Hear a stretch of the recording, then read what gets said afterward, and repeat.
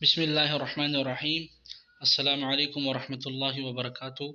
آج عید کا پہلا دن ہے۔ میری طرف سے تمام مسلمانوں کو عید مبارک ہو، بہت زیادہ مبارک ہو۔ دل کی اتہ گہرائیوں سے میں سب کو مبارکباد پیش کرتا ہوں۔ آج عید کا بہت بڑا دن ہے۔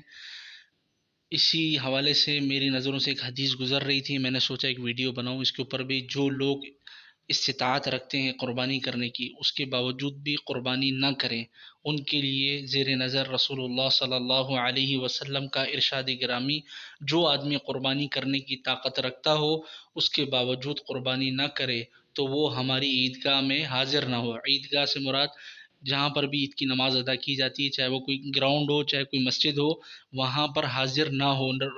رسول اللہ صلی اللہ علیہ وسلم نے فرمایا۔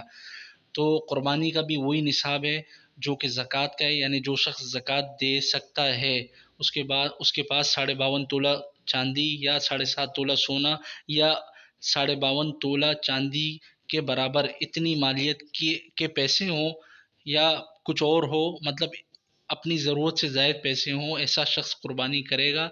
اور اگر کوئی شخص قرضدار ہے لیکن مالدار ہے، قرضہ اتارتا نہیں ہے، اور اپنی مالداری کے بعد یعنی مالداری کی وجہ سے وہ پیسے اتار دینے کے بعد، یعنی قرضے کی رقم، اس کے باوجود بھی اس کے بعد اتنے پیسے بچتے ہوں کہ وہ پھر بھی صاحب نصاب ہوتا ہو، تو اس کے اوپر بھی قربانی کرنا لازم اور واجب ہے۔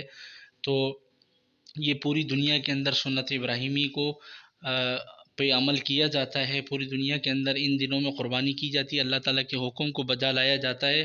لہٰذا ہمیں سوچنا چاہیے، اگر ہمیں اللہ نے استطاعت دی، توفیق دی، پھر بھی ہم قربانی نہیں کرتے تو یہ غور و خوض کا مقام ہے۔ تو ایسے افراد سے میں گزارش کروں گا کہ وہ قربانی کریں۔